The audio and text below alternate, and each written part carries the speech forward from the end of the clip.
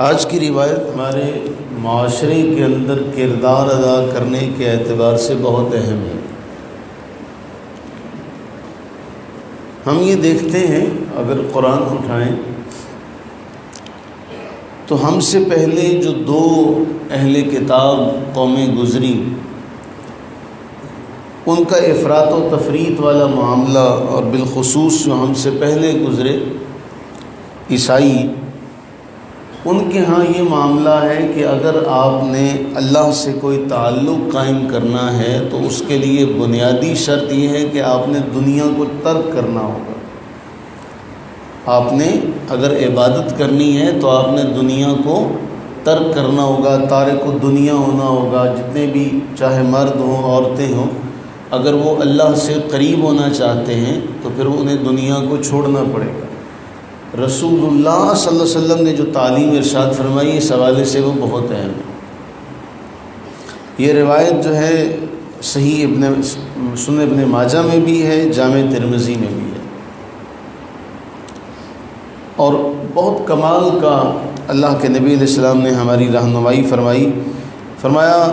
حضرت عبداللہ ابن عمر رضی اللہ تعالیٰ عنہما بیان کرتے ہیں کہ اللہ کے نبی صلی اللہ علیہ وآلہ وسلم نے ارشاد فرمایا، المؤمن الذی یخالط الناس ویصبر علی آذاہم اعظم اجرا من الذی لا یخالطہم ولا یصبر علی اذاہم۔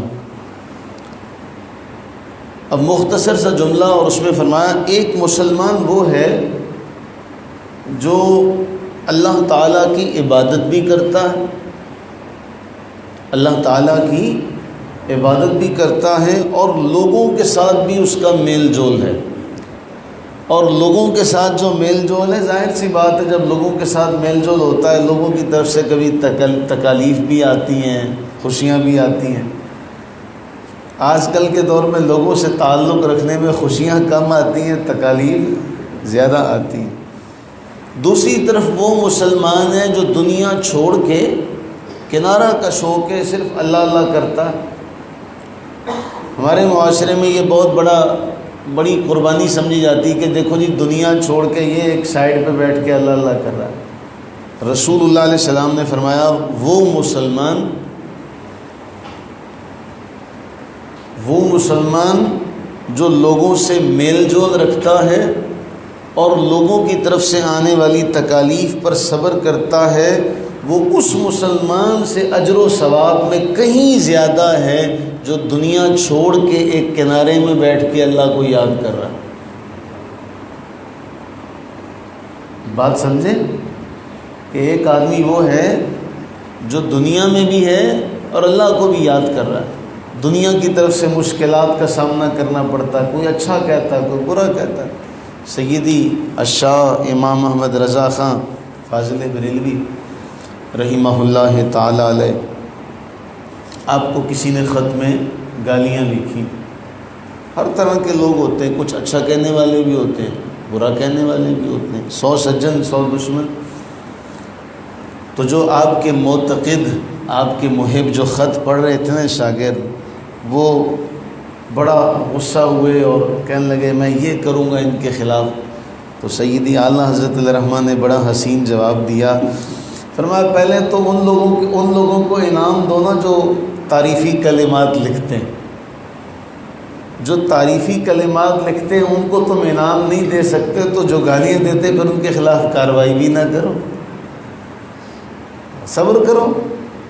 تو یہ اللہ کے نبی علیہ السلام نے فرمایا جو لوگوں کے ساتھ تعلق بھی رکھتا ہے، کنارہ کش ہو جانا، دنیا چھوڑ کر ایک سائڈ پہ ہو جانا، یہ اس شخص کے مقابلے میں کہیں ہلکا ہے جو دنیا میں رہتے ہوئے اللہ کو یاد کرتا اور دنیا کے رشتے بھی نبھاتا اور دنیا میں لوگوں کی طرف سے آنے والی تکالیف پر صبر بھی کرتا۔ اللہ سے یہ دعا کریں کہ باری تعالی ہمیں دنیا کے تعلقات ان کو بھی اللہ نبھانے کی توفیق عطا فرمائے، اور اس کے ساتھ ساتھ اللہ ہمیں اپنی عبادت کی بھی توفیق عطا فرمائے رکھے۔ ہمارے ہاں یہ ہوتا ہے کہ ہم دنیا کے تعلقات نبھانے کے چکر میں اللہ کو چھوڑ دیتے۔ بعض اللہ کے ساتھ تعلق کو نبھانے کے چکر میں دنیا چھوڑ دیتے ہیں۔ ان میں وہ کچھ بہتر ہے جنہوں نے اللہ کے ساتھ تعلق کو قائم رکھا، دنیا چھوڑ دی، لیکن اللہ کے نبی علیہ الصلوۃ والتسلیم نے فرمایا ان میں جو تعلق اللہ سے بھی قائم رکھے، مخلوق سے بھی قائم رکھے، وہ زیادہ بہتر ہے۔ اگرچہ وہ جو مخلوق سے تعلق توڑ کے اللہ سے تعلق قائم رکھے ہوئے وہ برائی کے راستے پر نہیں ہے، یہ نہ سمجھیے گا کہ جو اللہ سے تعلق قائم رکھ کے مخلوق سے تعلق توڑ رہا ہے وہ غلط کام کر رہا ہے، نہیں، وہ بھی خیر پر ہے، لیکن اللہ کے نبی علیہ السلام نے اسے زیادہ بہادر، زیادہ افضل قرار دیا جو اللہ کے ساتھ بھی تعلق قائم رکھتا ہے، قربت کا معاملہ کرتا رہتا ہے، محنت کرتا رہتا ہے، اور اس کی مخلوق کے ساتھ بھی محبت کا معاملہ کرتا ہے۔ یہی حقوق اللہ اور حقوق العباد کا نام ہے، اسی کو ادا کرنے کا۔ اللہ تعالیٰ اپنی رحمت کا صدقہ، اس خیر والے وقت کا صدقہ ہمیں ان دونوں حقوق اللہ اور حقوق العباد، ان دونوں کو نبھاتے رہنے کی توفیق و ہمت عطا فرمائے۔ آمین ثم آمین۔